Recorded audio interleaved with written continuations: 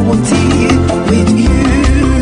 Some people say, look at you, you are useless, make you. Some people say, I won't deal with you. Some people say, look at you, you are useless. I've come to tell you.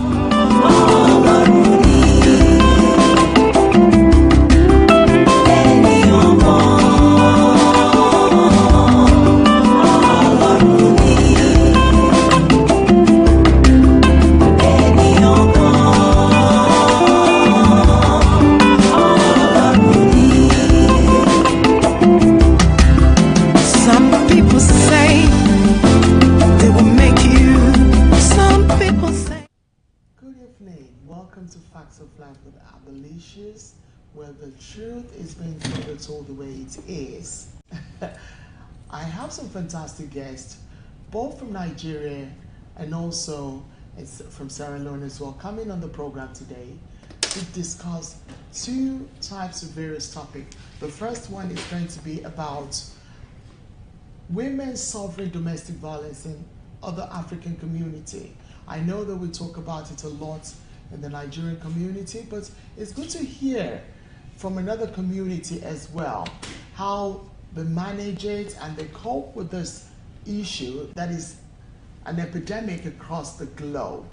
So please tune in for that. And also, the second part, we will be talking politics. Yes, I've got my fantastic brother all the way from Nigeria, and also another fantastic guest who has been on my show before, also coming here is an award-winning human rights activist. We will be talking about the Kanu issue and the soldiers, and among other things happening in Nigeria. So please tune in and watch us. The first guest that will be coming in today for the first segment is my lovely Anita. She will be joining me shortly. Thank you very much. Stay tuned.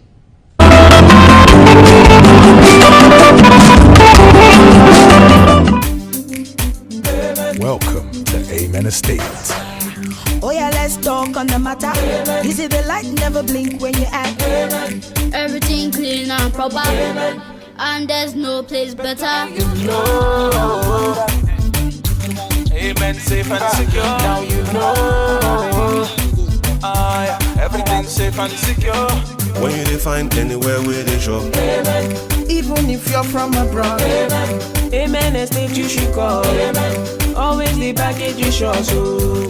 Go tell your sister and your brother, tell your friends and family, they happy nights. So don't get left behind. At Amen Estate you will find peace of mind. Amen, safe and secure. Everything's safe and secure. Welcome to Amen Estate, brought to you by Red Brick Homes International Limited.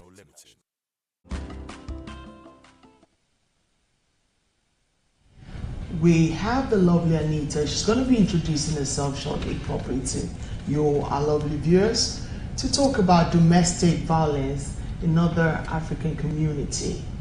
Please, Anita, speak to our lovely guests that are watching you live to let them know what you do, who you are, and why you're here. My name is Anita Koroma. I'm from Sierra Leone, but based in the UK, working internationally as well. I'm a child rights activist, girls, women, and FGM activist as well.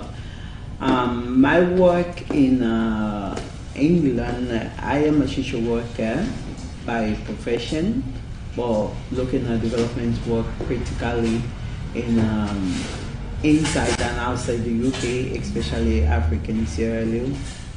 Oh, fantastic. So how have you been finding it? Because I know the topic we're going to be talking about today is close to home. It's something that is happening across the globe, not just in Africa, but you know, in other various countries as well. Domestic violence with women, because we've talked about the men domestic violence, we've spoken about the children, which you guys are going to watch very soon, and now the women. How are you able to cope with it as well? Because there's a lot of epidemic happening around the world. So your role as a human rights activist and someone who has an organization who deals with this, and also because of the FGM, which also some of these girls suffer from domestic violence if they refuse to have themselves, in that situation. So I want you to talk to our live viewers to let them know. Well, it is a broader literally term when we talk about domestic violence and violence in general. When you look at the definition of violence according to the United Nations Convention on the Rights of the Child, Rights of Women, according to the African chapter as well for women, there is a whole lot of violence being spelled out. Sometimes we just think like physical violence.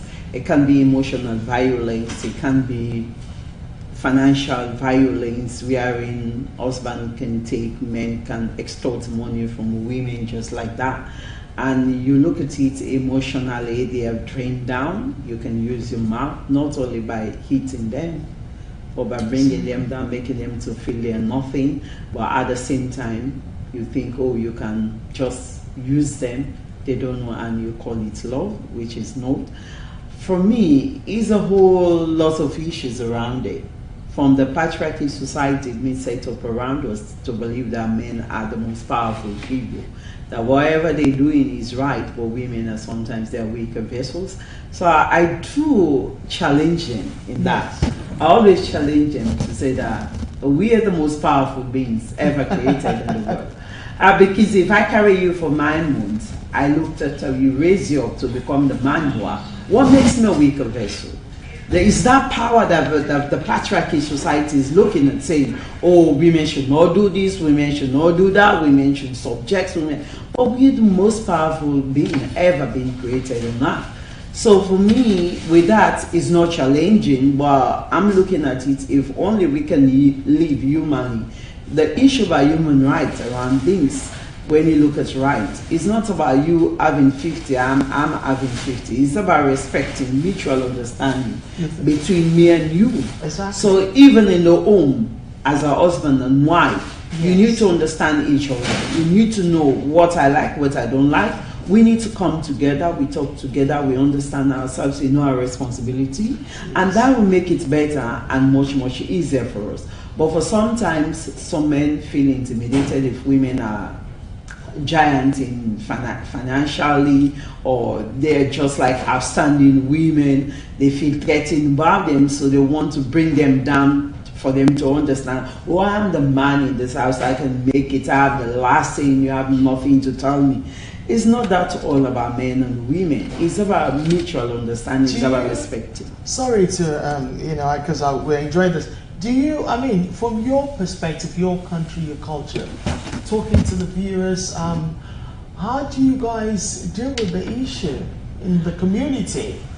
Sierra Leone community, because we have various, in the Nigerian community, a lot of people beginning to talk about it. They're beginning to come out to let people know that what is wrong is wrong. Initially, there was a lot of silence, but now it is something that is now very vocal. People are, campaigning about it. There's a lot of laws being implemented now in the House of Parliament. Also in the Nigerian House of Assembly and stuff like that. So tell me, how do you guys, how is this happening in your end? Nothing different. Internationally, working around women, I know about the issues as a social worker around in the UK. Out there in Africa, I've been to different countries, not only in Sierra Leone. It's the same way people think about it. It's about the patriarchy society telling you there is no way women can stand up. Women just believe, some like back home, if a man cannot hit me, if you give me some nasty beat, they look at it as not like love. Others think, oh, if you can just come and hit me, it's fine. But it's okay, I cannot do nothing about it, it's a blessing. I can't report to the police, even with all the legislation around it and policies, international and national. In Sierra Leone, yes. If they report it to the police, what then happens? They're trying. Before it was like really, really backward, but now they're trying because they're pushed by human rights activists.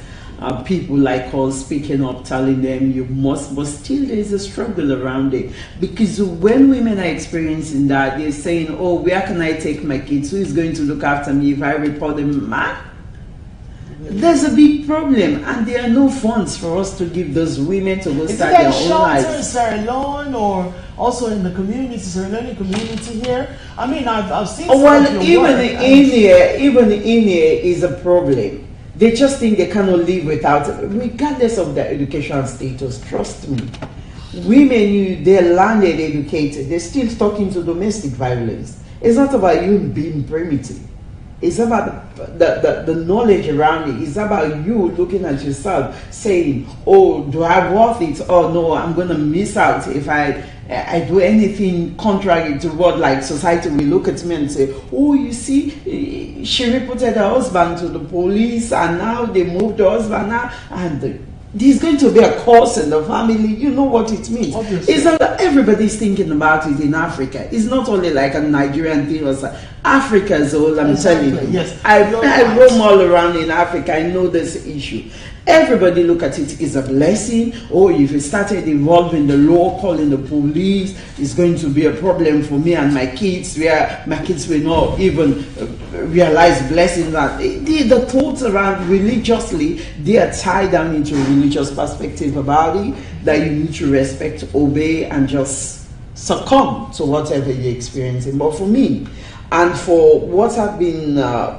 isn't there any sheltered, accommodation over there? It used to, and I know it used to. They call it as like a shelter, but it's not. They cannot stay there longer because the government is not funding the stuff, and even them, the international quote-unquote organization posing to be like the most powerful ones implementing all this. They don't, when you go, it's 6 months, the funds are gone. So you need to start to struggle. Is it United Nations giving the funding, or is it more of like the government themselves? It's not the government. The government hasn't got that money. Trust me. It's all about... Are you sure about that? Because I know African countries, there is always funding. It's surprising there isn't any. They never started that. It's all started by the Western world.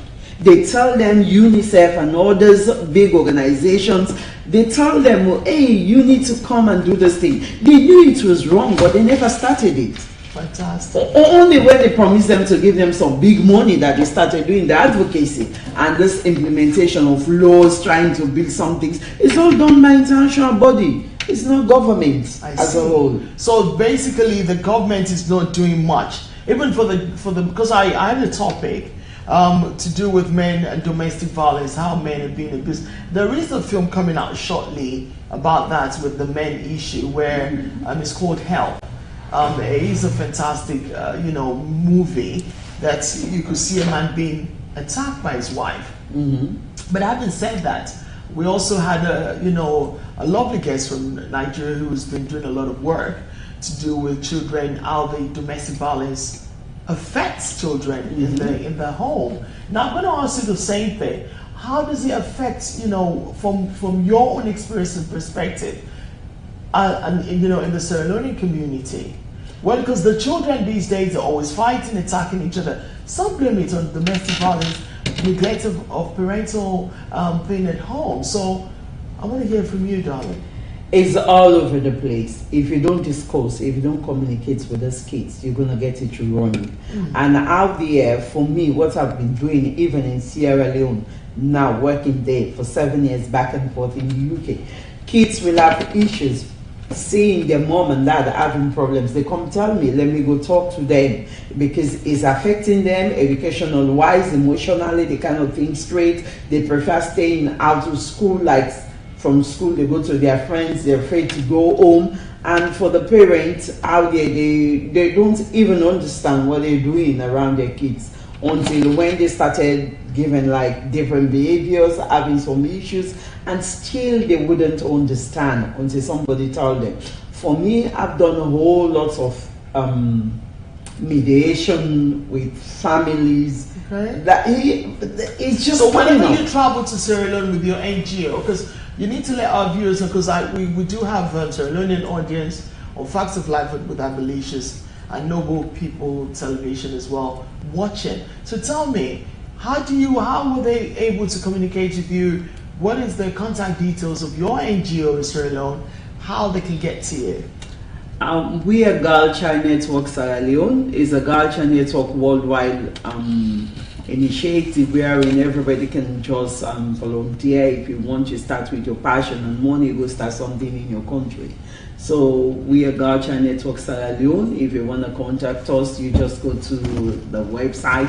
We have our emails there, our addresses, telephone number. Our head office is based in Freetown, but we have region and sub office in other big towns in Sierra Leone. Okay. So you can contact us if you want to know more about our work. You can go to www.jcnsierraleone.org. Any more, like, say for instance, what role or more role would you like the government of Sierra Leone to play with regarding domestic violence? It affects from the man to the woman, from the woman to the man, and children. Because, you know, the thing is, like you rightly said, if they're not funded, it's difficult. But at the same time, how are they going to curb this issue in Africa? Well, basically what I believe, who feels it knows it. There is no way somebody will come outside your house to tell you how to rule your house. It's not going to be effective, and that's so. You mean it's a cultural thing? And that has been the issue in African people. Yes. It's not only in African leadership. They're waiting for the Westerners. They are controlled by them to tell them this is what you need to do. They're always waiting for money, for them to come and tell them what to do, and it's not effective. For us in Sierra Leone, do you know how many women dead by domestic violence? And you cannot even imagine what the government is doing about it. And yes, they're in prison, they this, but the next minute you see them walking out there freely. Nobody cares about it anymore. Because you have the bribing, the corruption. If it was a person in the high society who's been beating his wife, they let them get away with murder. Yeah, so there's a whole lot of death out there if you're talking about it, because everybody is waiting for the Western world international donors to give them money. Trust me, I've been working for 7 years. It's my life, my time, my passion I put into what I'm doing.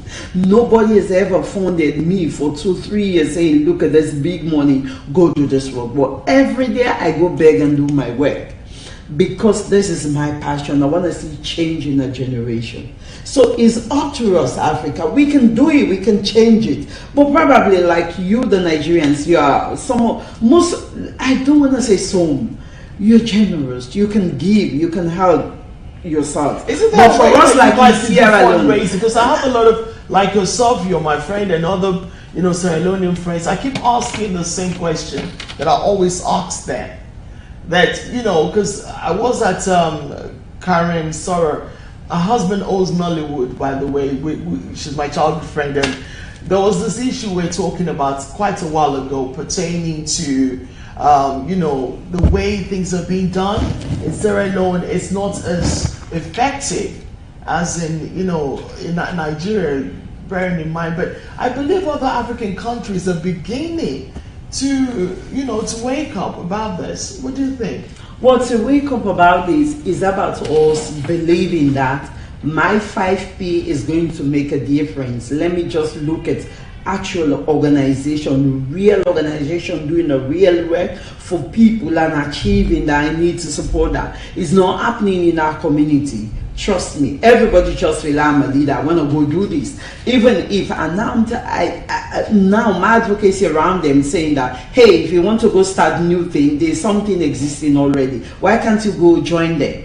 If you're really genuine about Africans. It. Everybody just want to be a leader, and we're not all leaders. You need to allow people. Why do you think that is though? That you know, people don't want to help one another. You believe I have to, you know, taking advantage of whoever you're with, thinking that that person is stupid, or you want that person to be underneath you, intimidating and stuff. So the reason why this issue occurs all the time, why is that though? What do you think? For me, I know everybody is self-centered, selfish. Self-centeredness is about the narcissism around. Everybody just think about themselves. The Western world is not like that. Say again. I said the Western world is not like that. Where they are, but they are like working in a team. Among themselves. Well, that's it. Among themselves, there is hierarchy. Amongst themselves, they believe all of us cannot be leaders. If you're doing something good, all of them will come support you. And even you're not good, they can make you to become who they want you to. Exactly. But for us, it's the pulling down syndrome. Everybody thinks, I want to do it, you cannot do it. And they don't know, and most of them, they don't even have it. I tell people every day, if you want to do something, just sit down there and say, ask yourself, do I have what it takes for me to do what I want to do? That's the big question. Figure it out. Sit down there, reflect, think. It's a critical thinking thing. And if you take it all by yourself, you're going to fall down. But if you take it by your passion, if you take it by your vision, your mission, if you take it by your selflessness, then you will go on and go on. You will never get tired. And there you can get a positive result. Which I think, you're right. And I think this is something that we need to start, educating people for, creating the awareness, letting people know that, at the end of the day, there's no point in taking advantage of your fellow person or trying to be at the top. So that means that, being the leader, you cannot all be leaders. You must learn to accommodate one another. And I believe, from your work, a fantastic work, you're doing, I've seen all your work and it's brilliant. But I know you have challenges, like you rightly said, the government is not doing anything, and you've been doing it for 7 years. Those coming up that want to do it, what's your advice to them? How are you going to encourage them? How are you going to say to them, you know what, this is the step that you need to take? Because creating an umbrella NGO, do you guys have that in Sierra Leone? Well, you can tell them the reality. For me, most of them will come. Oh, Anita, I want to go do something like this. Can you please mentor me and everything? I say, hey, look, if you're not called to do this work, you're not going to get it right. Yes. So don't even try it. You just want to be like me? No, I want to be me. And this is me. This is what I'm made for. The success you think I'm achieving, it's just like a mini-me. But every day, I put my money, my flesh, my thoughts, everything into it. I ditched my whole life in the UK to go back to Sierra Leone and do what I'm doing. I volunteered with Save the Children from the Ebola outbreak. Wow. I was the patient care manager in Keritan with my son looking at me, sitting right in front of me, saying, Mom, why are you doing this? I said, I'm doing this for my people, I'm doing this for my country. Wow. So can I go? He said yes. I said, okay, I have you. The scary thing, unfortunately, we lost a fantastic doctor who did a lot for when the Ebola crisis started in Nigeria. And it was, she's a lovely lady that I met many years ago. But it was sad, but we do once in a while celebrate her. I think it's 3 years now. Is it 2 years or 3 years with Ebola? So how did you manage to, go there and help?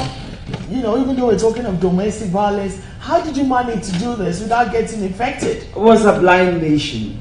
Passion just kicked you to be there. And when you find yourself seeing, when you start in front of the telly, seeing people, you look at it like, it's just like a movie. Yes. But when you get there, I was depressed for 2 weeks. I couldn't believe being on the front line. I was in charge of admission, discharges, burial, community health. You know what it means? So I'm always like, I couldn't believe the first 2 weeks. I said, you think people are just dying like this? No, it's not me. You're asking yourself. So did you stay for the length period? I finished my mission. Wow. How many? It was like for 6 or 5 months to 6 months for mission. After mission, I had to go join the NEC, which is like the NAC, which is like the national body. From there, I was in charge of like 64 communities, helping out for the 90 days, from 40 days to keep the outbreak, 90 days sensitization all around secret society, everything. Yes, I was.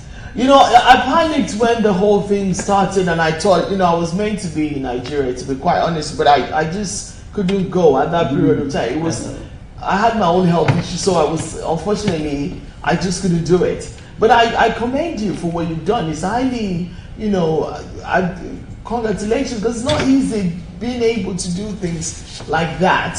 So, you know, to a point where people will look at you and say, this woman is a tough cookie. No, really, it's the grace of God. I cannot boast by myself. So? Yes, you true. cannot boast. You're just made for something. Yes. And when you know your purpose in life, you can just go for it. That's all about life. That's me.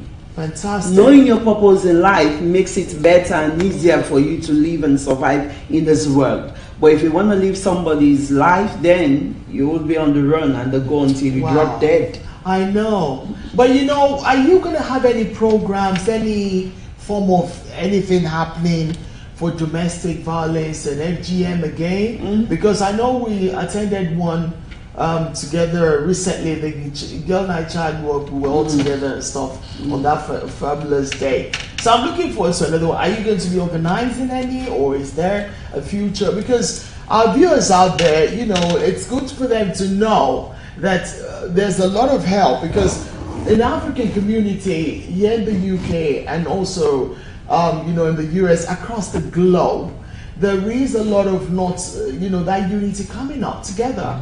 So it's just, I think it's beginning to resurface or surface now. I've got some guests, we're going to be talking something similar, but this is to do with Nigeria and the politics, you know. But having said that, how are you also helping to mobilize not just the Sierra Leoneans, not the Nigerians, other African community together?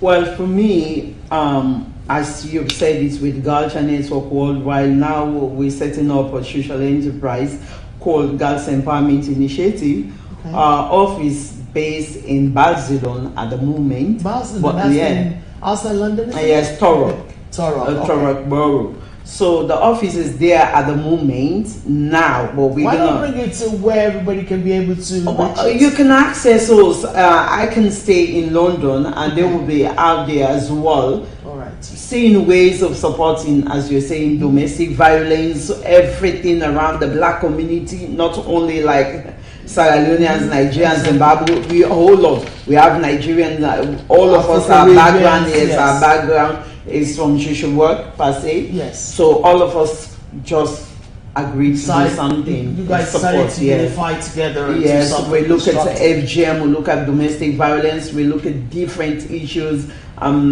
sexual exploitation around girls, everything around trafficking. You know, there was this article I read a couple of days ago pertaining to girls not being well bred up by their mothers. I don't know if you saw something. It was on, I think it was on Evening Standard or something, but it was more to do with training ladies, women, girls, to be upright women. And what do you think about that? It's sexual exploitation. Yes. They're just doing it because they want money and they abuse them. They think it's okay for them to do that. And these are all the issues we're addressing at in our office, even here in London, outside London, going out in Africa. These are all the issues I'm dealing with. And yesterday we had like the animation film of FGM launch at the House of Commons. Okay. With this experts. Yes, I saw that with Alima too. I don't know if you know Alima too. Hi Alima too. She's a very good friend of mine. She was on my show as well, and I know she's also an award-winner like yourself who has done a lot for FGM, and so you guys had a little network pertaining. I saw the invites. I'm sorry I couldn't make it, but. Anyway, there's another one coming up where very soon, and I'm sure we'll all meet up again in the House of Parliament to talk about it and stuff. But Anita, honestly, it's always fantastic seeing you because your passion is overwhelming, absolutely fantastic, and I'm so proud of you, especially when I see my African women, passionately doing something constructive in the society. So tell me, what is your last word for our viewers? And for those who want to, because you might have people, so I'm sure we're going to have a lot of people later on asking us, they want to talk to you and stuff like that, because domestic violence is an epidemic across the globe, not just like you rightly said in Sierra Leone or in Nigeria, but it's something that is happening also with the men, and also it affects children. So, tell us your last say on it. My last saying, I was just reading a post from one of the fantastic guy I met quite recently. He's a powerful activist. It's just What's his name? It's called Chakabaz. I don't know his name completely, but go check him. Okay. Go on Instagram. It's called Chakabaz. He's a Caribbean, now moved to Africa, supporting children in Congo, Ethiopia, Ghana. He's just too passionate about changing Africa. Wow. So for me, it's sad as day. I was just reading that. Trust me, I never knew we were going to discuss that much. Wow. He said, if any man abusing you, telling you he loves you, moved out. And I think a lot of people are that is the most difficult thing for them to look at it and say, hey, I was one of them even whilst I was in Africa with my only child. I had to decide. I told my ex saying, you know what, I'm doing this for my son. This, I will call off this religion. I call off the religion, and today I'm a happy mother, happy woman, because I took the challenge. If you believe in yourself, you can just walk away from it. An abuser will ever remain an abuser. We just come and camouflage and say, oh, I'm going to change tomorrow. Nothing, you will never change. Wow, there you have it, guys. Domestic violence does not just affect women alone, it affects children, and it affects men as well. And I can tell you this, it is an epidemic across the globe.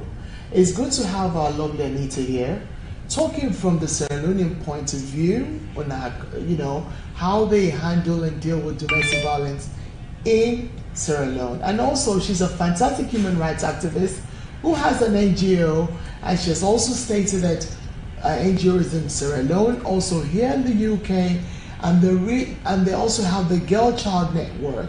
So, for those who are in a domestic violence relationship, love is not meant to hurt. Love is not meant to be abusive. Love is not meant to hate. Love is not meant to be mentally, emotionally, psychologically, spiritually draining. If you're not happy, even emotional abuse, mental abuse is domestic violence. That is just part of it. So it's not just by the hitting alone. It is domestic violence. Get out. Don't stay because you feel at the end of the day, yes, I love him, he will change.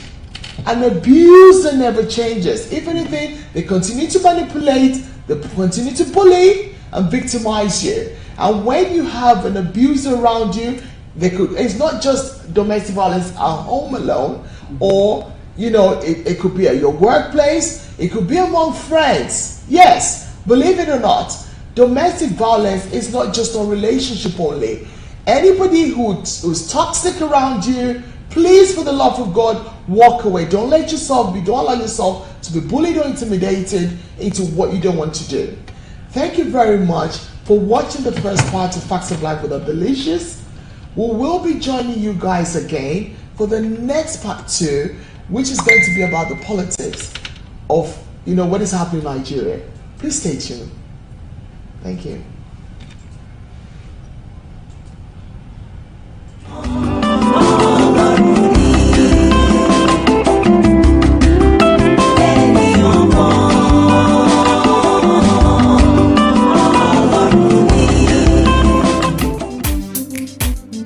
Welcome to Amen Estate.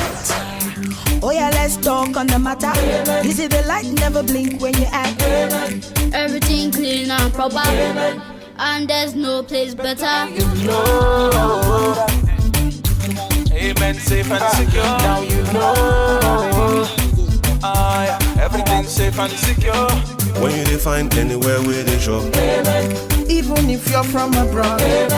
Amen, estate you should call.